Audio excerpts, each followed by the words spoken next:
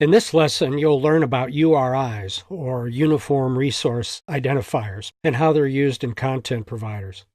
URIs are also used in other types of Android applications, so understanding them will help you with more than just content providers. As you recall, URIs are one of the objects used to specify aspects of our content provider data. The URI identifies a data subset to be used for data operations. The URI format is a standard maintained by the W3C, or World Wide Web Consortium. A URI is made up of a scheme identifier, followed by a colon, followed by a scheme-specific part that's custom designed for each individual scheme. A few examples are shown here: the HTTP scheme for web addresses, the FTP scheme for file transfers, the resource name scheme used for such data as ISBN book numbers, and finally, a content scheme for Android content providers.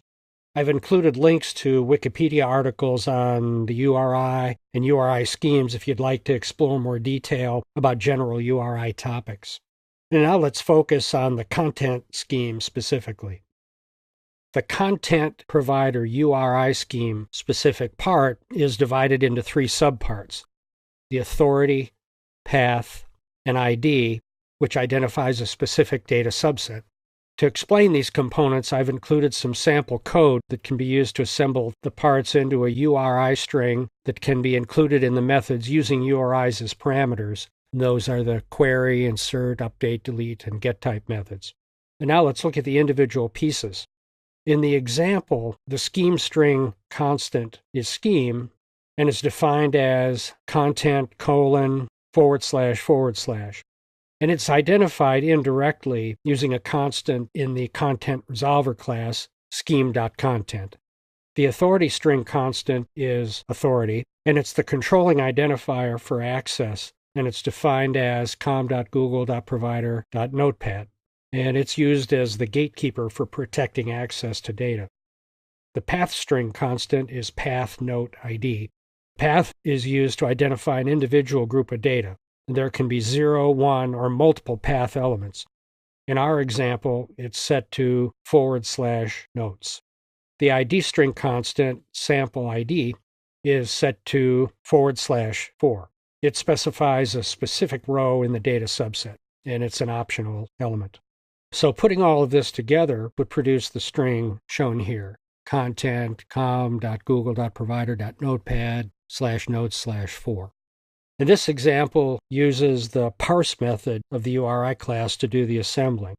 This method uses the parameters provided to create a URI. So it takes our scheme, authority, path node ID, sample ID to create this string. And now let's take a look at the code in our Notepad app to see how it defines URIs. The URIs in the Notepad app are defined in a class named Notepad, and it's shown here in Eclipse. Let's expand that window. First is the declaration of the package name. Next, it imports the URI class and a class called base columns, which contains the names of data subset columns that are common across applications. Next, we have the declaration of the Notepad class. It's a final class that can't be instantiated. In other words, its only function is to provide information used by client applications. Now, the first constant defined is for the authority for the app, which is com.google.provider.notepad, as we saw used in our sample graphic on content URIs. Next is a constructor for a Notepad that's empty because this is a final class and it's uninstantiable. Next, we have a class called Notes that implements the interface base columns. And base columns contains two identifiers for the data columns ID and count. Notes is also a final class and has an empty constructor. Next, we have the constant table name for the notes data subset. And next is the scheme constant designating our content scheme, content : //. Now we get into defining constants for the path parts for the URIs. We have a path for notes called path notes and a path for path note ID. Notice the difference between the two. The second has a / at the end. This is because it'll be used when a row ID is going to be appended on the end to specify a specific row in an ID part to the URI.